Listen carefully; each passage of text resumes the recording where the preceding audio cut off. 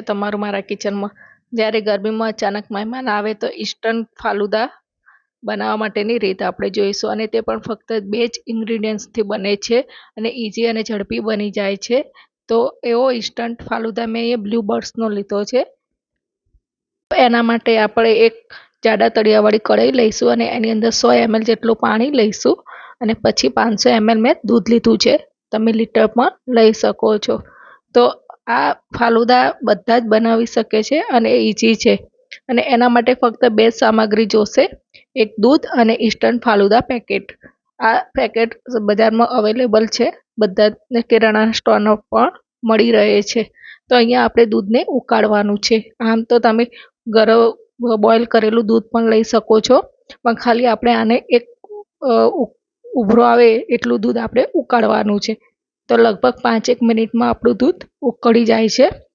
તો ત્યારબાદ આપણે જે બ્લુ બર્ડ્સનું ફાલુદા પ્રેમિક્સ લીધું છે એને કટ કરીને આપણે પેકેટને દૂધની અંદર ધીમે ધીમે નાખતા જઈશું અને હલાવતા જઈશું।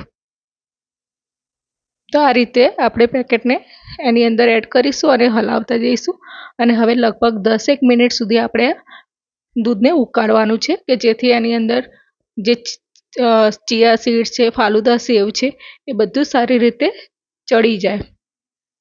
તો આ રીતે 10 મિનિટ સુધી આપણે એને ઉકળવા દઈશું। તો ધીરે ધીરે આ જે ફાલુદાનું છે મિક્સર એ ઘાટ થતું રહેશે, અને આને આપણે સ્લો ગેસ ઉપર જ ધીમે ધીમે ઉકળવા દેવાનું છે। તો એની અંદરની બધી સામગ્રી સારી રીતે બોઇલ થઈ જાય। તો તમે જોઈ શકો છો કે 10 મિનિટ પછી આપણું ફાલુદા પ્રેમિક્સ રેડી છે। હવે એને આપણે રૂમ ટેમ્પરેચર પર રાખીશું અને ત્યારબાદ એને ફ્રીજમાં 2 થી 3 કલાક માટે મૂકવાનું છે। તો હવે આપણે 2 થી 3 કલાક માટે ફ્રીજમાં મૂક્યું હતું તે થઈ ગયું છે। તો એને એકદમ સરસ ઘટ પણ થઈ ગયું છે। તો આ રીતે આપણે એને સર્વ કરીશું ગ્લાસમાં, તમે બાઉલમાં પણ કરી શકો છો। તો સૌથી પહેલાં આપણે ફાલુદા પ્રેમિક્સ લઈશું, ત્યારબાદ એની ઉપર કોઈ પણ તમે ફ્રૂટ લઈ શકો છો, એપલ છે, બનાના છે કે પછી મેંગો છે, અને ડ્રાય ફ્રૂટ અને આઈસ્ક્રીમ પણ તમે સર્વ કરી શકો છો। અને આ ખાવામાં એટલો સરસ લાગે છે કે બજારમાં જે મળે છે એના કરતાં પણ એકદમ ટેસ્ટી લાગે છે।